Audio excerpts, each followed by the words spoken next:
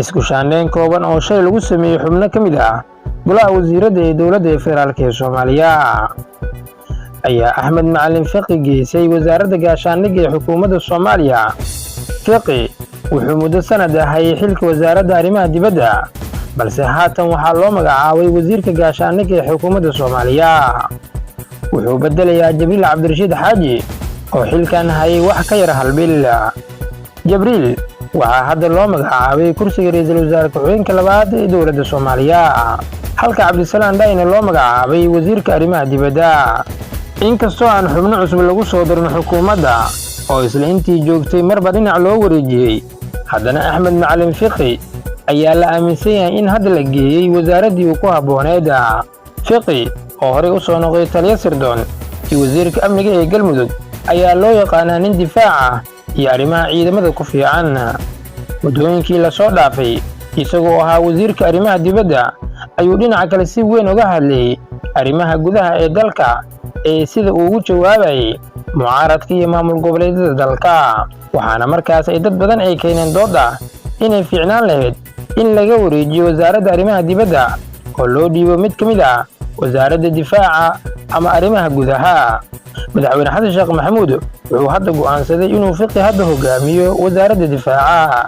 waxaa la aaminsan yahay in hadda la geeyay halkii saxda ku ahaa, laakiin weydiinta ugu badan waa inuu halkaani ku heli doono madax bannaani shaqo.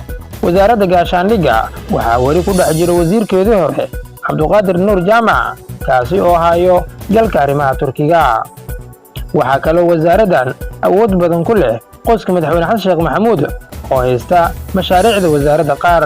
Fiqi wuxuu imaanayaa wasaaradda iyadoo ciidanka xoogga dalka ka soo baxeen furimaha dagaalka qaar, waxaana laga rabaa aragti cusub oo lagu xoojin karo ciidanka xoogga dalka laguna hagaajin karo siyaasadda difaaca ee wasaaradda.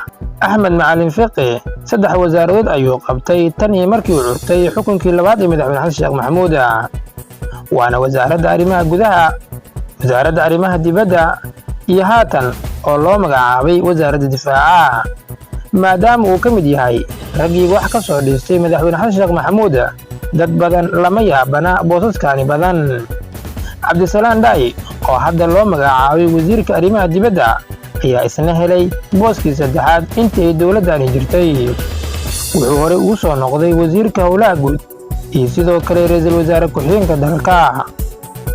ninkan wuxuu Fiqi uga duwan yahay inuu isaga ka mid yahay kooxdii dhisatay madaxweyne xasan sheekh maxamuud, haddana waxa uu helayaa fursad ay naadir ay tahay inuu xasan sheekh ka helo qof aan waxba ku darsan xilligii ololaha doorashada. si walbaba waxaa la filayaa isbeddello kale in ay dhacaan maalmaha soo aadan oo ay qaar ay saameyn karaan isla xukuumadda, qaarne taliyaal ciidan.